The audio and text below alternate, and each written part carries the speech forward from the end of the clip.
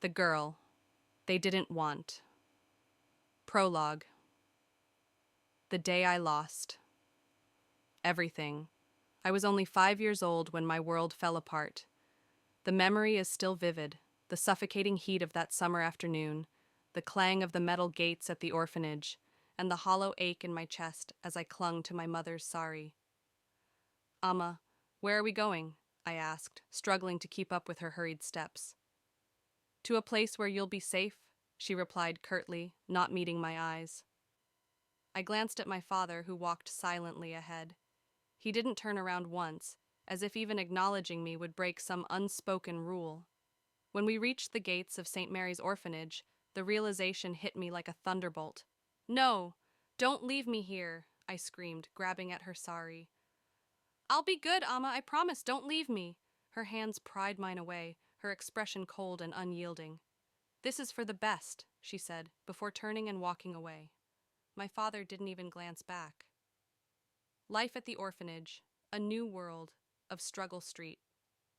Mary's orphanage was a sprawling, austere building that seemed to echo with the cries and laughter of hundreds of abandoned children. I was just another face among many, lost and inconsolable. Sister Agnes, the headmistress, welcomed me with a kind but firm smile. "You'll be safe here, child," she said. Safe. That word felt foreign. How could I feel safe when the two people who were supposed to love me unconditionally had just abandoned me? The first few weeks were the hardest. I cried myself to sleep every night, clutching the tattered doll my mother had left with me. The other children tried to comfort me, but their words felt hollow. They too were victims of abandonment, each carrying their own invisible scars. The orphanage had strict rules. We woke up at dawn, prayed, and performed chores before attending classes. Meals were meager, and luxuries like sweets or new clothes were unheard of. Yet, amidst the hardship, I found solace in small moments, like when Anjali, a spirited girl with big dreams, offered me her share of rice on a particularly hungry day.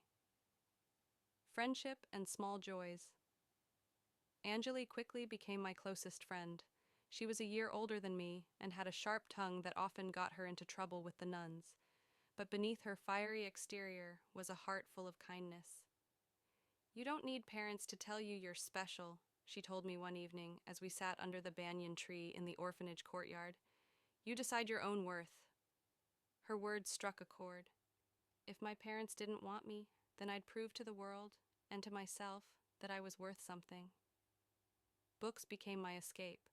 The orphanage library was my sanctuary, a place where I could lose myself in stories of courage and resilience.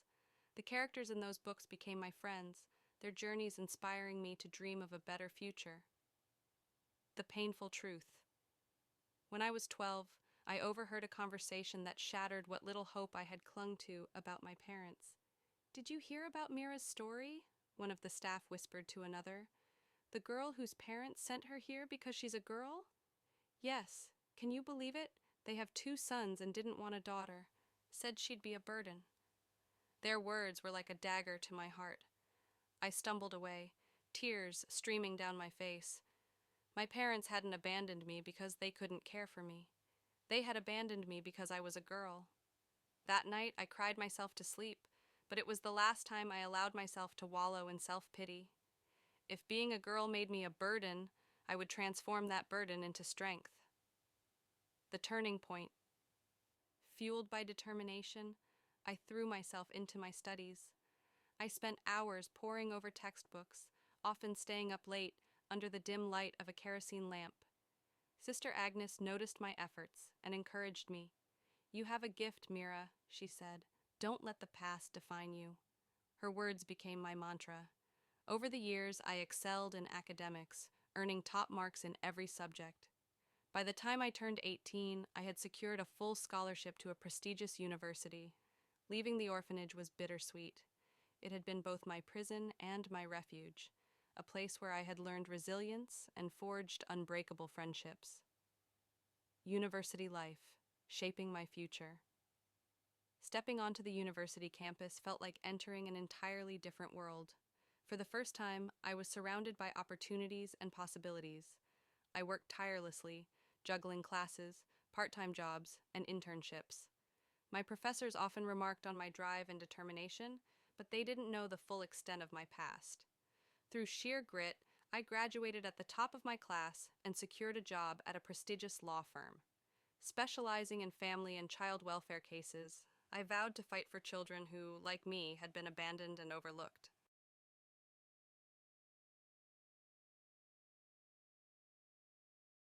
Confronting the past.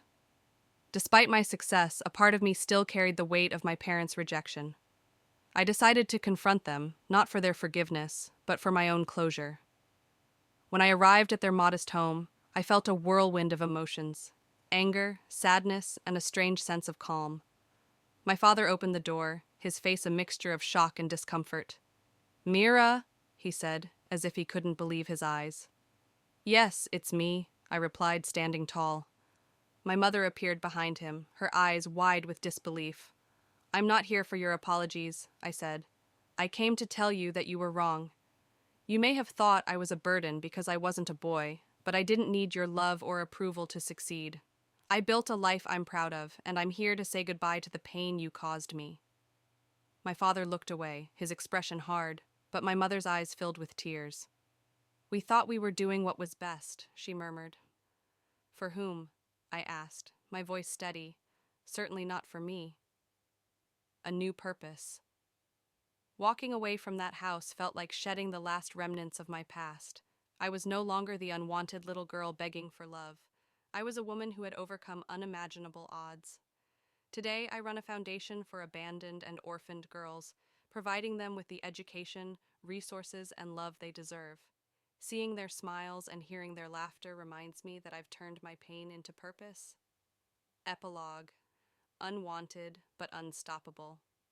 My parents sent me to an orphanage because I was a girl, but being a girl is my greatest strength. I wasn't unwanted, I was unstoppable. The world may try to diminish us for who we are, but we have the power to rewrite our stories. Mine is one of triumph, resilience, and unwavering hope. Left behind for being born a girl, Meera's journey begins with heartbreak, but transforms into a tale of resilience and triumph. Abandoned at an orphanage by her parents, she battles loneliness, prejudice, and pain to rise above societal expectations. With determination as her only ally, Meera excels academically, reclaims her self-worth, and builds a life of purpose. Through her foundation for abandoned girls, she turns her suffering into a mission to empower others.